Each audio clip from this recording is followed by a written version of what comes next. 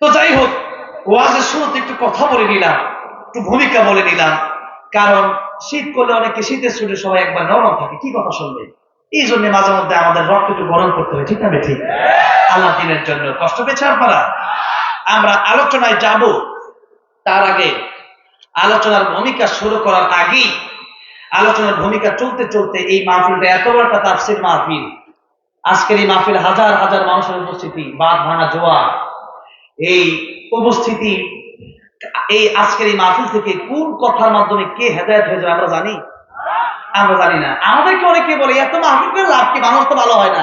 আপনি দেখছেন মানুষ ভালো হয় না? আর সবাইকে ভালো হতে হবে। নূহ আলাইহিস সালাম 950 বছর দাওয়াত দিছে, 100 মানুষ ঈমান আনে নাই। আর আমি তাশরীফ, আমার কথায় কত মানুষ ঈমান আনবে?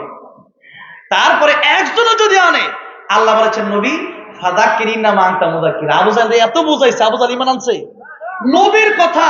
নবীর চাচা আবু তালিব নবীর সাথে জেল খাটছে, নবী বলেন চাচা কালিমা পড়েন।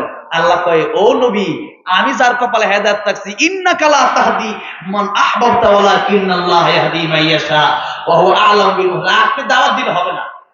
ফাযাক্কির ইন্নামা আনতা মুযাক্কির, নবী আপনি উপদেশ দেন, কে মানবে না মানবে এটা আপনার ব্যাপার না, আপনার দায়িত্ব আপনি বলে যান। সুতরাং আমরা বলে যাব, আপনি মানলে জান্নাতে যাবেন, না মানলে আপনি জাহান্নামে যাবেন। কারণ আমরা যে কথাগুলো বলি এগুলোকে আমরা বানায় বলি না আল্লাহর কোরআন থেকে বলি? জোরে বলেন কোন জায়গা থেকে বলি? আল্লাহর কোরআন থেকে বলি। এই জন্য আল্লাহর কোরআন থেকে আজকে তাফসীর হবে। এই মাহফিলগুলো তাফসীর এদিকে মানে এই রাজশাহীর সাইডে, এরপর রংপুরের সাইডটাতে, এরপর ঝিনাইদহের ওই সাইডটাতে আমি গেলাম। মানে যারা আল্লাহ সাইদিকে বিশেষ করে চিনে, তার তাফসীরটা বুঝেছে। এই জন্য ওয়াজ মাহফিলের তাফসীর হবে ভিন্ন, কিন্তু এই তাফসীর করা দরকার আমাদের। ওয়াজ শুরু করছে কি, যে সূরা ইখলাস কার উপর নাযিল হয়েছে? নবীর উপর, নবীর নাম থেকে হাসান হোসেন। এবার চলো কারবালার ঘটনা। এই হলো ওয়াজ। অনেকেই করে না, এই ওয়াজ করা যাবে না।